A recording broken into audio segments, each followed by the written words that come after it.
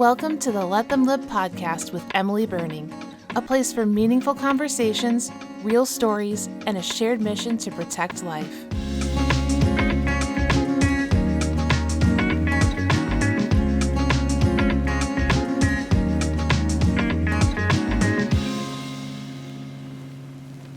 All right, what is up, everyone? Look, I have a different background every time I do a podcast. It's because I'm always somewhere.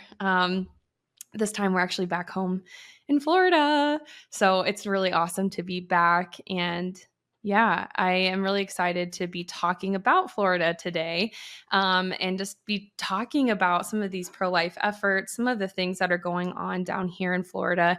Um, you know, it's an important state. It's an important state in the elections. It's an important state. I think everyone, from the outside looking in is like Florida's super conservative, super pro-life, and we definitely want to keep it that way. So I'm happy to call Florida my home state for the last 3 years. Proud to call it home now. And I'm joined today by Christian. So he'll pop in here in a second. I'm going to introduce him, but he's actually, we just figured out he's like an hour and a half north of us. So we're basically neighbors here. But he is the director of outreach for CEC for Life and the president of Defending Life Alliance of Florida. And so I'm really excited to talk about just what that is, what he does, what is going on in Florida. I mean, you guys know, and you see me post on social media, there's an amendment that's going to be on the ballot in November for Florida, an abortion amendment. So that's something really important to talk about and just the efforts we have going on in here. So like I always say, I'm going to shut my trap and let Christian in. And thanks for joining the podcast. Yeah, thank you guys so much for having me. I'm super excited to be on. Like you said, I'm the director of outreach for CEC for Life, and that's the pro-life organization of the Charismatic Episcopal Church, which is the denomination that I attend. And I'm also the president of Defending Life Alliance of Florida. And the goal, this is a very new nonprofit that we just put together. The goal is to host the annual Florida March for the Preborn, which is the statewide march in Florida. I think it's really amazing when individual states, because obviously we all love the National March for Life, and that's so amazing to get everyone together. And it's also awesome when you can organize it at a state level and just get everyone in the state hyped up to support the unborn, support their moms. Like, it's a great way to really just literally hype everyone up to just like, let's do this. Let's help moms. Let's help babies. So you guys are planning this first march. Is this the first ever like statewide march in Florida, or have there been other like efforts before? There have been other efforts. So actually, they had a statewide march in St. Augustine for many years. Oh, okay. But I guess it was 2 years ago, they announced it was going to be in Tallahassee the following year. And then that kind of didn't pan out. And so I and a few other people got together this past year. And since there wasn't going to be a statewide march, we hosted it in Jacksonville, where I'm from. And we had the Florida March for Life here in Jacksonville. It was kind of small because it was very last minute, but sure. We got together a group of people throughout the state of Florida on our board to make this organization, Defending Life Alliance of Florida. And so, next year we're having it in Tallahassee, and we're official now. So we have, that's awesome. We're calling it the March for the Preborn, and it's going to be great. I love that. That's awesome. So how did you initially get involved in like pro-life work in general? Like, what's your story? What's your background? Like, yeah, I mean, all of us have a different story, and there's not a lot. I mean, it's pretty cool when this is like what you do, So I would love to hear more about like how you got involved in this and yeah. Yeah. So in 2019, I interned with CEC for Life for 2 weeks in Birmingham. That was the first, I was pro-life before that, but I didn't do, a lot of pro-life work. But I felt God was calling me to go on this internship. And I did. And then ever since then, I've been involved. At first, I got involved locally with sidewalk counseling and things like that. And then I did more with CEC for Life. And I co-wrote a training, it's pro-life training called Learning to Save Lives with Sarah Neely, who was with CEC for Life, and now she's with Operation Rescue. And so, we gave that training here and looking to give more of those trainings, but also working locally with sidewalk counseling and different events here. But then recently in the last year or two, I became the director of outreach for CEC for Life, and then I had the opportunity to host this march. And then with that one, I just wanted to continue to host the statewide march with and have it be in Tallahassee, where we've been wanting it to be Yeah. here in Florida. So That's awesome. It's so funny because I feel like with pro-life work, it's one of those things where if you dip your toe in, I mean, maybe not for everyone, but I feel like for a lot of us, you dip your toe in and it's like, it's done. It's over. You are just now like, this is what you do because like it's kind of like in the Matrix too. It's like yeah. once you know, once you see, once you understand what abortion is, what it does, like you just can't turn your back. It's not like you can just go back to the way you were before and pretend like Mhm. it doesn't exist. So I can completely understand like, getting into it and then like getting into it, Definitely. and it's so refreshing. Maybe you can talk on this too. It's definitely not something I was like planning on asking, but I think it's really obvious that you're a dude and that seems to be pretty rare in the pro-life movement. So what has your experience been just being a pro-life guy, being in the movement? Do you feel like, you have a voice? Do you feel like people listen? All the stuff about, Mhm. being a male and being pro-life, I think it's so important, especially that you touched on that you did sidewalk advocacy. I mean, it's awesome to see men outside because so many women are having that abortion because either a male in their life like abandoned them or they're like pushing them into that abortion. So I'd love to hear your perspective as a man, and I'm assuming that you're a man. I am. In 2024, you just never know, right? Yeah, that's true. That was a good assumption though. But yeah, so being a pro-life man, being a man in the pro-life movement, it's I mean, there are certain situations where it's harder, I guess, to talk to. I mean, I think it just kind of depends on who you're trying to talk to. I know I've talked with people on the sidewalk, and I was also involved with Students for Life when I was in college, and in there I talked with people on campus and things like that. I think that, yeah, while being a man, you have some more obstacles. Like, well, again, it kind of depends on how open-minded the other person is who's pro-choice if you're talking to them. But in some circumstances, they would, it'd be easier to talk to a woman, which makes sense. And it's always great to have both women and men in the pro-life movement in every organization so that we can reach everybody. But I think that we can still reach them, because at the end of the day, the babies in the womb are, both male and female, and at the end of the day, we're talking about um, a human life. And even though sometimes like the logistics about what the woman's going through is easier for another woman to talk to them about, I think we can all talk about abortion. And I know that you agree with that and everything, but 100%. there is like the people who say, well, no uterus, no opinion, and those types of things. Right, right. Well, it's interesting too because I was just watching this interview. I can't remember what it was for, but it was a woman who was clearly in support of abortion, and she's like, if you're a man and you're not speaking up for reproductive rights, then you're not doing your job. And I was like, hold on a second. Just a couple years ago, it feels like the same type of people were saying like, if you're a man, shut up about it. So it feels like a double standard. And maybe I wasn't really planning on going this way, but I think it's really important because I feel like there could be more men in the pro-life movement and there's not. And do you feel like why, or is it because there's like fear, or I get it too with pregnancy counseling. It's pretty typical for pregnancy counselors to be female, but how do we like encourage more guys to get in this movement?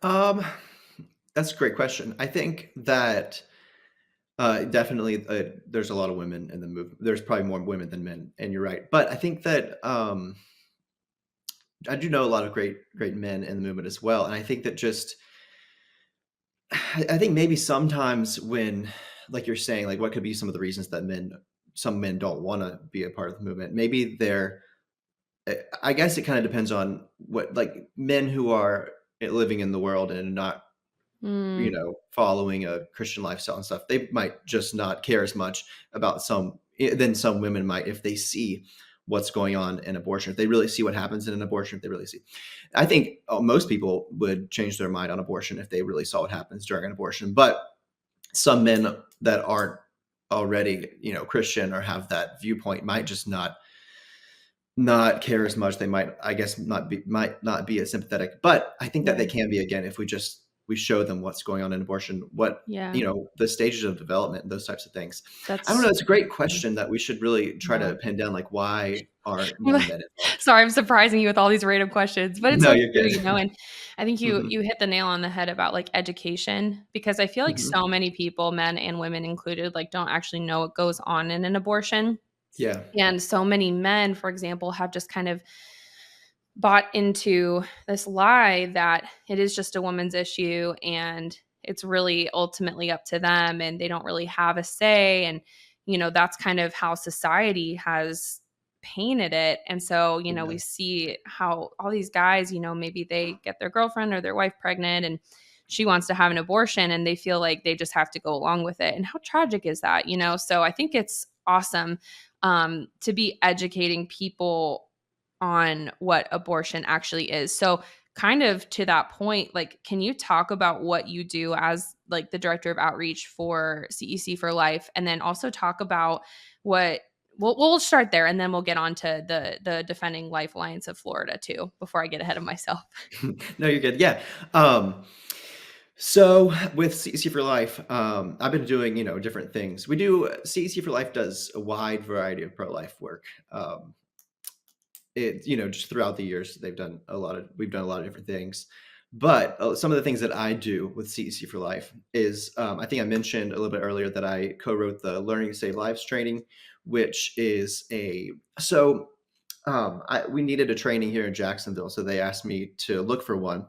And I was like, well, I think that I can make one. So I contacted, Like, I'll just try it out. yeah, exactly.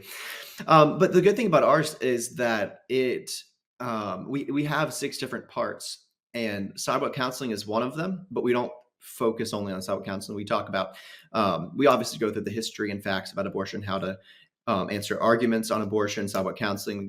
We talk about the legal side, how to shut down abortion clinics, how to expose them, and also how to build a pro-life community. Love So it. all of those, like a couple of those, like how to build a pro-life community and how to expose abortion clinics, are things that CEC for Life has done a lot of in Birmingham, where CEC for Life is from. The Father Terry Ginzimer is our president and founder, and he lives there, and that's where our headquarters is. But he has done a great job over the years in Birmingham building a pro-life community with hosting forums and having a place where different pro-life organizations that might even disagree with each other sometimes can come together and share their opinions and thoughts and what they're doing in at this forum that they do every year or every 6 months in Birmingham. And that's one of the ways that we try to talk about in the training, but also, how to shut down abortion clinics. They've done a lot of work to shut down. They actually helped shut down one of the abortion clinics in Birmingham. That's It's a pretty awesome. crazy story, but I Yeah. can't. I don't remember all the details. This is a while back, but um, I think that they found the doctor who was the abortionist based on like trash that they had left on the side of the road at the clinic, and he was trying to hide his identity. And once they came out, he quit because I forgot he was like a doctor as well. Some reason he didn't want anyone to know he was an abortionist, so they had to shut down Oh, their whole sure. abortion clinic. So, but things like that, and other ways, obviously, that you can shut down Yeah. abortion clinics. But that's what CEC for Life does, and a lot of more. I also host the CEC for Life podcast, which we just started a couple of months ago, and we have a few episodes up that you can find on Spotify.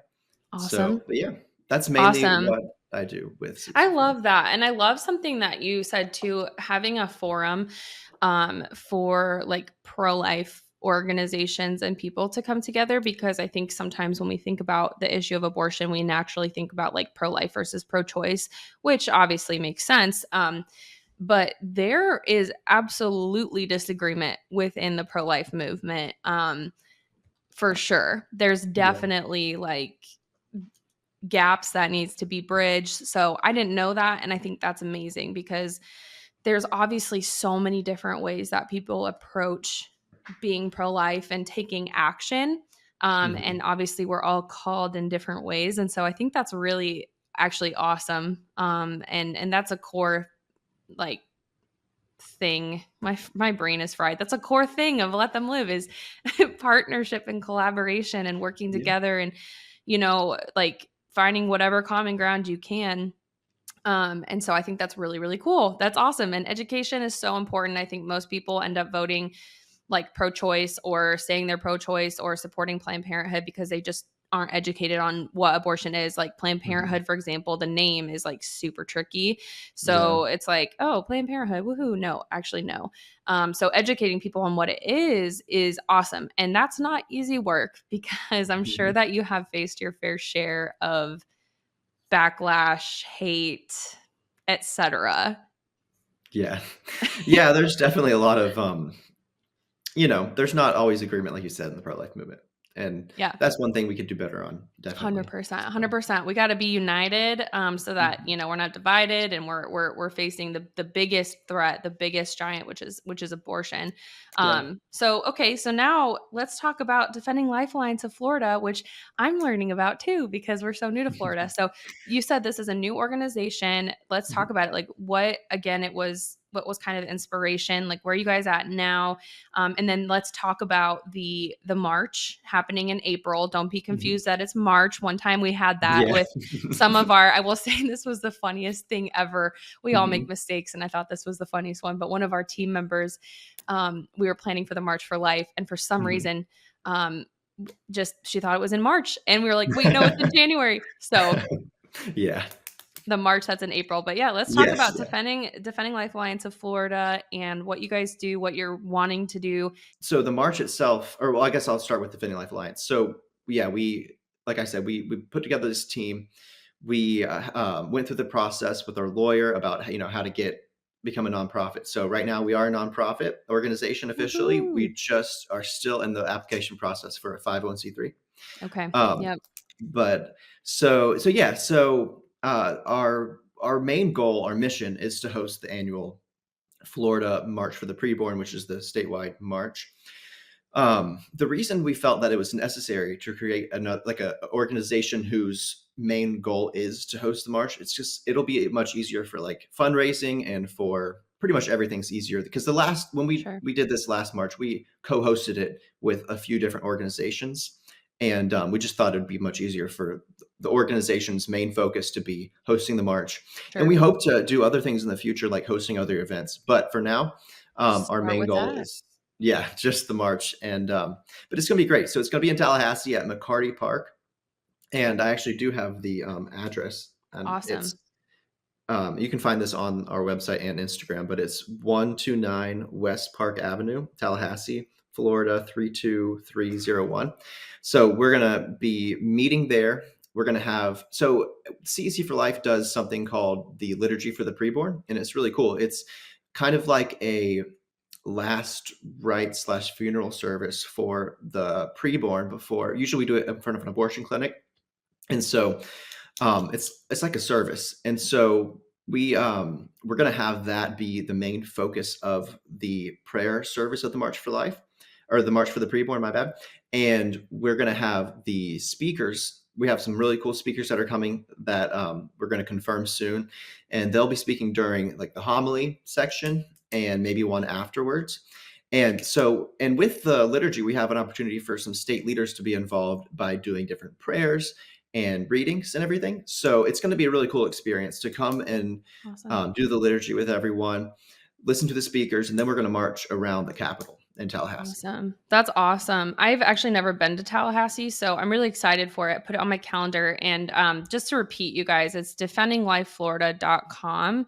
And this is going to be where you can find all of this information. And this is just such a great way because, a lot of us want to tackle abortion. A lot of us want to just like end it, right? Like, Yeah. I completely get that. A great way to start, they always say, like, what's the saying? It's like, how do you eat an elephant? It's like one bite at a time. Same Yeah. thing here. It's like you start where you are at. So if you're in Florida and you're watching this, like start where you're at. Just go to Tallahassee. That's easier said than done for some people because some people live in the Keys and that's far away. Mhm. But start locally, start Yeah. supporting and people what are other ways people can get involved with you guys? Volunteering, supporting, donating, give me all the rundown. Yeah. Um, Donations are definitely needed and welcome because we are going to have to, pay for the police Things and cost the money. permits. Yeah, it does cost money. So, yeah, you can go to our website, Defending Life Florida, and we have an option to donate on there. You can also look on our Instagram. We have pretty much all the same information on our Instagram. And yeah, you can give there. It'll everything's going towards the march, and so yeah, we're Awesome. hoping to have a lot of people there. I think we will because we have Awesome. a few well, like I guess 7 months now from the time that we announced it. So that's a lot of time to get the Awesome. word out, get the news out, and have everybody join us. Absolutely. That'll be amazing to have everyone to come together and especially, we don't know how things are going to go in November. So Yeah, transitioning into this really quick, like we don't know. And I said this before, I'll say it again. Like the one thing we do know is like, and the one thing that we can trust in and is God. Okay? Like yes, the known is God. We don't know how the election's going to go and then specifically to Florida and all the other states that have abortion amendments or initiatives or proposals like we don't know how that's going to go. But regardless, like a march like this is going to be amazing. It's either going to continue the support for the preborn and their mothers or it's going to be a gathering where we're like, all right, let's go. Like, let's, if it passes and all of a sudden there's like abortion in Florida more than it is now, um, people are hopefully going to be rallied to like just keep pushing forward. We cannot be discouraged. So, all of that to say, let's talk about Amendment 4. Let me pull up I'm going to show you guys. Let me just grab my little door hanger that I got. Um, I thought this was awesome, but yeah, this Amendment 4 is crazy. Do you want to talk a little bit about that? sure, yeah. Um, Amendment 4 is insane. So if it does pass, it'd be detrimental to everything that the pro-life movement has done in Florida for decades. Um, Basically, right now we have a 6-week ban that Santa signed and that the Supreme Court of Florida passed, I believe, in May. And so that is what we have right now. But Amendment 4 would basically, if it passes, would basically abortion would be legal until viability, which they don't define what viability is on there. And then abortion would really be legal through all 9 months because it says after viability, abortion would be legal for any health reason by any, like, I believe it says healthcare provider. Yeah, healthcare Yeah. provider. So that doesn't narrow down anything. So basically, your chiropractor could say that your back is sore because you're pregnant and that you're at a week before your due date, and then theoretically that wouldn't be illegal under this amendment. Yeah. And that's the crazy thing is, a lot of these like amendments, like this amendment is people are always talking about, well, this is just going to give, women their rights and all this stuff. But when you start introducing like vague language and you don't define things in legislation, you create a really slippery slope for practically any situation to just have a green light. Like you said, a chiropractor could be considered a healthcare provider. I don't know. It doesn't define it. So, I Mhm. mean, also, I thought about it. I was like, well, what if a life coach says they're a healthcare provider? You know what I mean? Yeah. Like literally, Mhm. it could be anybody saying anything. It could be pretty much any personal situation. So it's important to educate yourself on legislation. If you're in Florida, it's Amendment 4, and you should vote no. Mhm. There's 11, 10, 9, somewhere between there, other states that also have abortion proposals, amendments, initiatives, and all of those would be a no vote as well if you're voting Yes. pro-life. And it's so important because, and it's important to go out and vote. Like we can't just think that, oh, this is not a big deal. It would never pass. Yeah. We think in Florida, like, oh, this would never happen in a state like Florida until it does. So we really have to be Exactly. proactive about that. And it does need 60%, a 60% vote to pass. But some of the studies that have been done, have been within Some have been negative. I think some have been positive, and some are within the margin of error. But it's not like it's a guaranteed we're going to win this. It's very much that we need to fight for this. I do believe we would win this if everybody knew what the law actually meant.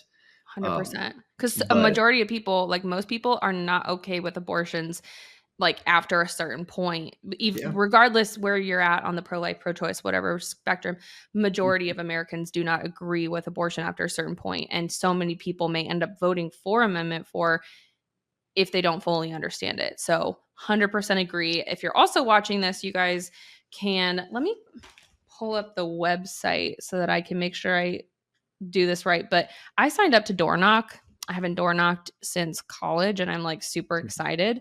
But let me see what the website is for, like signing up to do that if you guys are interested. I should have had this prepared, but help me. Let's see. Vote. No. Typing random things into. I was just on the website the other day. Oh my gosh. I will find it.